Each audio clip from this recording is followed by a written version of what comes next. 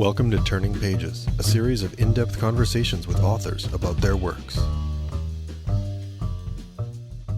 All right, well, released earlier this year on Turnstone Press, Flyway from Sarah Ens won the ReLit Award for poetry. I've got Sarah on the show. First off, congratulations and welcome to the show. Thank you so much. Thanks. So I want to start by asking about structure. It's not something I necessarily always think about when I'm reading poetry, but I really thought about in reading Flyway, particularly the way that the passages where you're at the actual flyway are arranged, where on the left-hand side, you're talking to the birds, and on the right-hand side, you're kind of talking to yourself. And Yeah. I'm very curious about, is that something that you conceived of right from the start, or is that something that you, sorted out as you wrote it? Yeah, I also thought about structure a lot when working on this project. And it's interesting, those tall grass psalmody sections, um, they sort of came out that way. Like there wasn't, I didn't have to sort of it was more of a that's how it was sort of coming out and appearing on the page. And then afterwards I had to sort of make sense of, okay, why am I doing this left hand right hand thing, and what does that mean, and how is that serving the narrative? And I what I was trying to communicate, I think I was so deeply immersed in all of these prairie long poems, and I wanted to convey this kind of dual voice, this back and forth, this idea of I guess a multiplicity of voices, even when there's only sort of one person. And this sort of communication maybe between even the landscape and the speaker. So you say it was there when you were writing it, like you were literally, were you writing on a page, or were you writing on a computer? I was writing on a well, okay, I guess to be honest, I was writing on a page first, and it wasn't necessarily left hand, right hand, but it was always two separate, I would leave There was a gutter. divide. Yeah, there was a divide between the voices. And then as soon as I translated it onto the computer, also the shape of it, I wanted that the left hand voice. It just felt like really short lines, a kind of vertical, almost root, a root-like shape or a grass-like shape, that kind of like was a little bit piercing and kind of went to the core, whereas the right-hand side felt, a bit more these sort of contemplative, longer, introspective lines. So it's like a very kind of narrow flight path versus Yeah, kind of like what your thoughts are, maybe yeah, not yeah. as constricted. Right, yeah, yeah.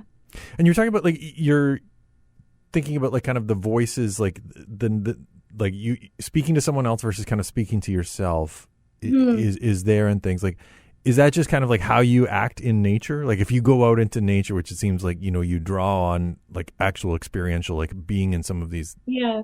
prairie places, are you conscious of kind of your internal monologue, and whether you're speaking to yourself or to someone else, like an outside Well, directed speech? I was trying to I was trying to learn how to pay attention. I think that's what it was. I've always loved being outside and exploring different landscapes, and I've always felt very moved by, natural spaces. But I was sort of I was trying really hard to listen outside of my own monologue, I think, is what I was trying to do. I was really trying to um know what I was looking at. I realized I kind of got into birding right before writing this book, and I realized I didn't know what any grassland birds really were besides like a chickadee and a crow. I didn't know what any of the grasses were when I was looking at them. I didn't really know what the tree species were. I was trying to just actually be in a place and know what I was looking at, and move outside a bit of just the human experience, and try with this sort of posture of listening and attention, and really looking to I guess receive what's actually there. outside of just human experience. So I think that left hand voice was coming out of this attempt to use language to replicate that kind of attention that I was trying to give. Yeah. Did you get into birding with any intention of it being fuel for your writing, or was that just completely separate and at some point you realized it should be part of your writing? Yeah, I mean, I think they were sort of these parallel paths. I was getting interested and excited about birds and birding, and I had met a couple of key people who were willing to take me out with them and teach me. And that I was finding that so uh, inspiring and exciting. And then at the same time, I'm trying to work on this project about my family and about Mennonite settlement, and I'm having a lot of anxiety about the climate crisis. I'm starting to learn about what has happened to prairie places because of settler colonialism, and the dire situation that a lot of grassland species are in. With the and so it's kind of, I think it was I think actually birding and paying attention to these landscapes was in a way a kind of antidote to that anxiety that I was feeling about the catastrophic news, about what's coming. Um, and that I think by going outside and knowing what birds are here and how to listen for them and to learn to tell them apart and actually kind of develop a familiarity with what's here. I found that helpful. So I think those things, the project came out of going outside and sort of trying to pursue that feeling of hope. You were already working on the project of your family's history, separate from the birding, it sounds like. Yeah, I think I sort of knew that I wanted um the the tall grass, the landscape, prairie landscape piece of it, and like the eco poetry piece of it to mesh with the family history project. But I wasn't, I sort of had to write myself into that because I didn't, I felt like they were connected, but I needed to sort of write it out to figure out how those stories intersected. So did you write the two separately and then figure out how to enmesh them? No, so I mean, I guess I'll say I spent about a year just thinking about this project before I started writing. So I was thinking about, I was researching a whole bunch about my Mennonite history and my Oma's story. I was trying to learn as much as I could about Mennonite history in Manitoba. I was, and then I was also getting into birding and trying to learn about the prairie, the tallgrass prairie. So I was doing all this research and I was taking notes and kind of writing things down. But then when I actually sat down to, this, there was a summer that I worked with Laurie D. Graham at the University of Saskatchewan as part of my MFA thesis, and that's when I sort of put it all together, and it did. The first pieces that I wrote were these tallgrass sonlety pieces, but I didn't write all of them. I wrote some of that, and then I wrote some of these Oma story first person pieces, and then I switched gears into that kind of Manitoba section, the unsettling section. Anyway, it kind of, when I wrote it, it was interwoven, those different pieces. The unsettling mention takes me back to the structural thing, because when I was talking about, kind of the left and the right, the discussion between, the outward directed and the inward directed. Yeah. When you tell the story and your family comes to Manitoba and are ostensibly settled, there is a passage that is like a complete jumble. And I was curious about like how intentional it was to show like how unsettled they were when they were settled. Yeah. It was that section I found really exciting to write. I was because I was letting myself play, I think, in a way, and really I wanted to show, so that section comes after the flight section. So it follows my Oma's migration, and those sections, they begin in sort of two-line stanzas, and it tells the story. And then over time, those lines become more fragmented. I wanted to kind of show how displacement and trauma were creating these gaps in memory and also in language, and fragmenting those lines. And then by the time you get to the unsettling section, I wanted to show how, yeah, this I wanted to do a bit of destabilizing of a foundational Mennonite narrative, Canadian Mennonite narrative, which is one of, faith and strong community, and this story that of being constantly displaced, but this peoplehood kind of uh, staying together, and which is, in some ways very true, but also is a little more complicated than that. And I think I was starting to think about how these communities in Manitoba were made up of three different migration waves of Mennonites, each coming with their own traumas and conflicts with each other, and misunderstandings and silencing, especially of women, or people who weren't sort of going along with the overall story. So I wanted to show that there's actually quite a lot of shifting, and it's not, there is that dominant narrative and dominant story, but all these individual voices are maybe pointing to something a little different. You mentioned the silencing of women. Your Oma story is pretty central to this, and you did draw on her actual writing. Like, do you think you could have done something like this had she truly been silenced? Like, had she not left you some sort of written account? Right, yeah. And that's a great point. I think I'm really lucky in that my Opa was a historian, my uncle's a historian, and they were very interested in my Oma's experience and story, and she was certainly, I think, I grew up knowing what had happened to her.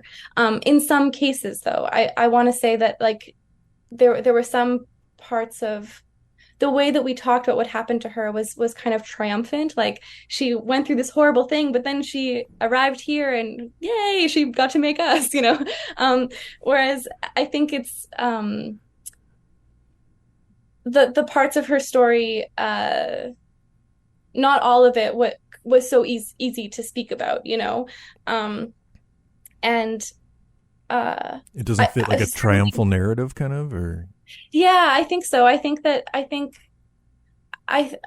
don't think it's that simple, right? It's not, and I think, there are stories of women who came over after World War II and settled into these Mennonite villages, and the churches made them repent because of sexual violence, basically, that had happened to them. So they, it was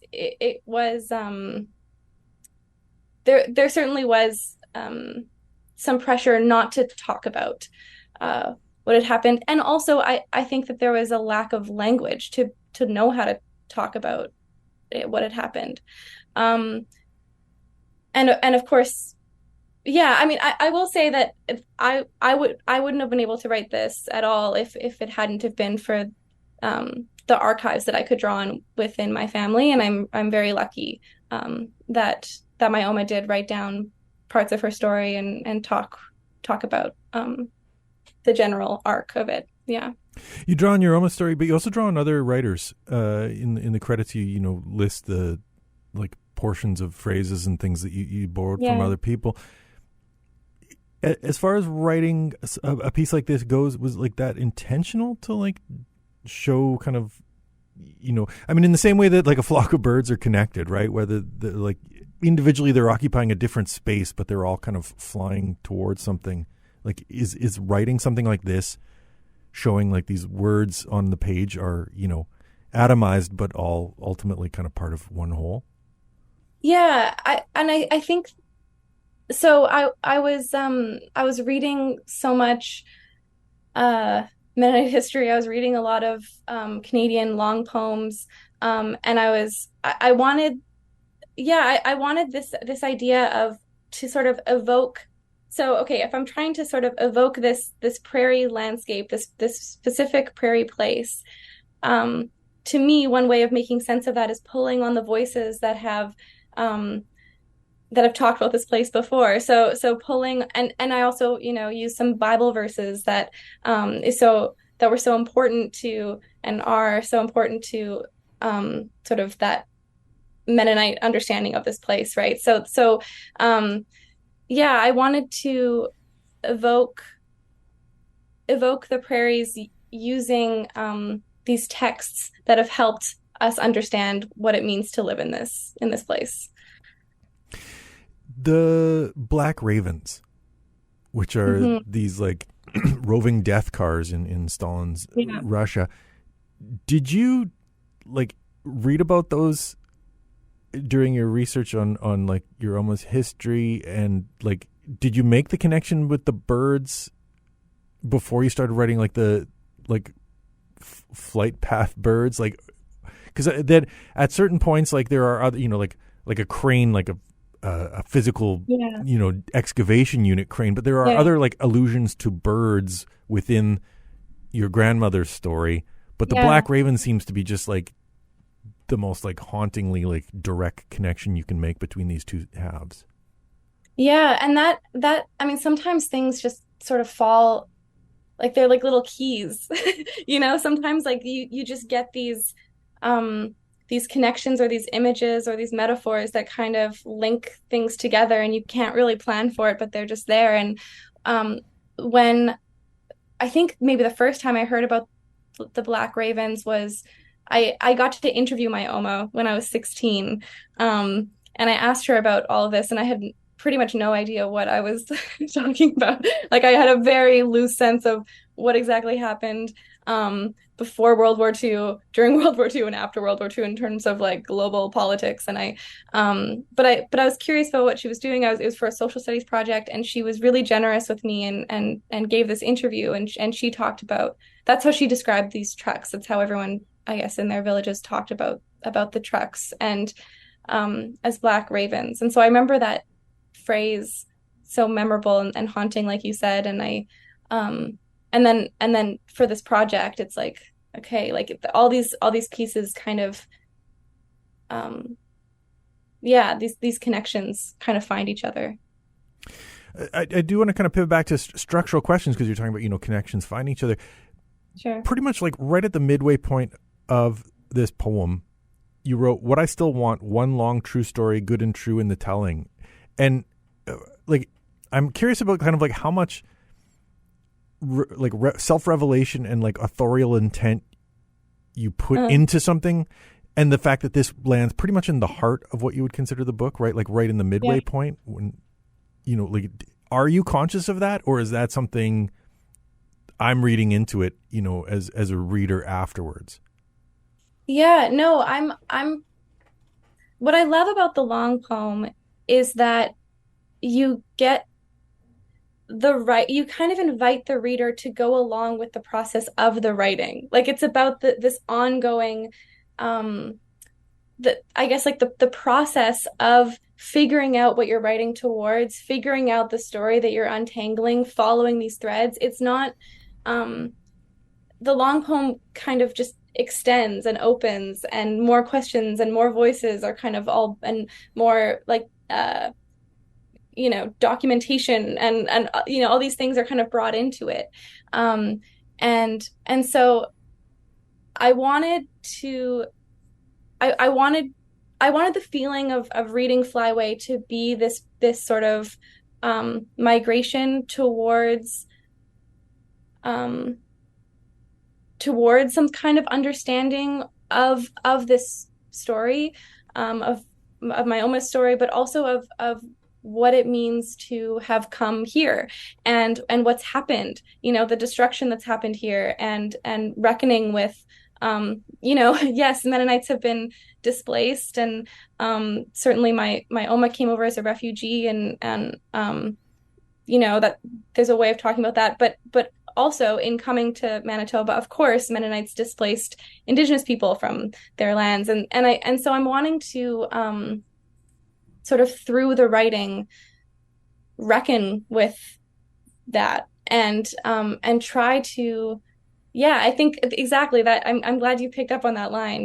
Being kind of at the heart of it is trying to do this true telling, um, but also I think I was really aware of wanting to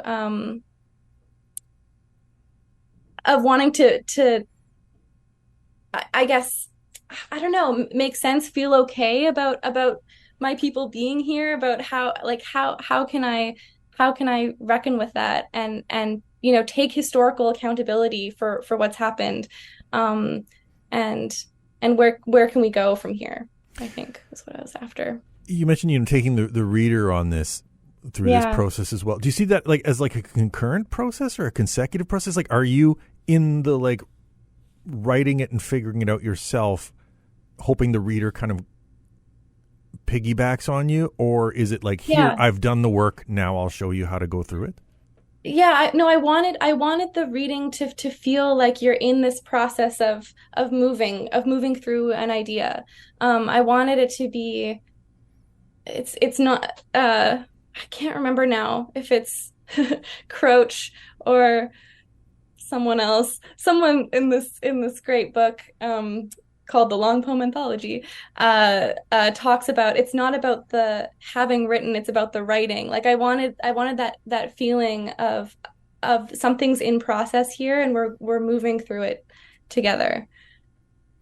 One other kind of process thing that I'm curious about, there's a period in which you're using like parentheticals, Mhm. but only ever the left parenthetical, Yeah, right? You never close it off.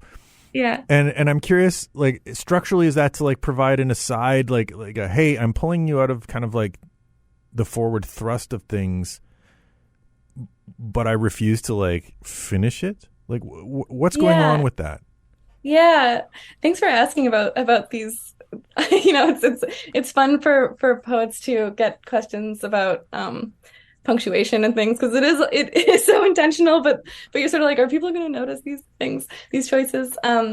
Yeah, I wanted that opening parenthetical to mean, uh to indicate that this is a bit of an aside, or maybe a quieter voice, a voice that isn't allowed to speak openly. So it's often a more intimate, um, um, an intimate sort of smaller voice. But I didn't want to close it off. I wanted that voice to actually resonate throughout the rest of the text, and to kind of, like, yes, it's a little bit hushed, but it's opening out into the rest of the poem. And these little fragmented asides are, yeah, there was something about not closing it off that let them um continue to speak or resonate throughout the book. So in a circumstance like that, like, had you considered like ellipses or like another way of kind of like pulling back from that forward motion, or like Hmm. suggesting like it's not done, but like I'm not finishing it on these Right. asides?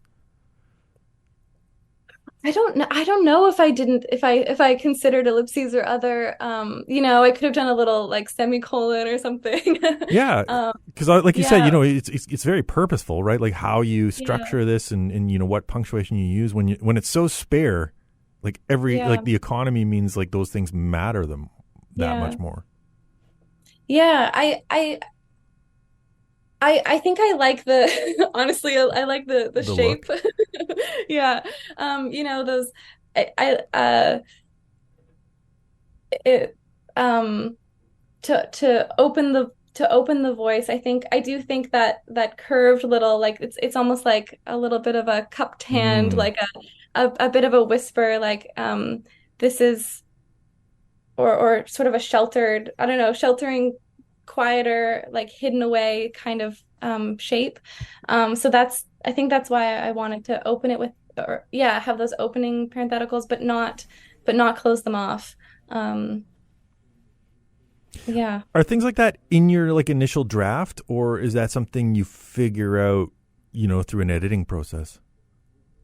A lot of it is very intuitive. I'm sure those little voices were there like that from the beginning, although maybe not consistently. Like I'm sure that a lot of the editing with this book was trying to figure out how to create rules kind of in so that readers can understand, like, okay, so if the text looks like this, if it's on the left hand side, or if it looks like this, or if it begins with our the story goes or whatever, that can signal to the reader this is a certain voice that's coming through, and then a different punctuation might, or italics coming on the right, might signal a different voice. And so a lot of the editing was trying to figure out ways to cue the reader and make it not so complicated, and consistent.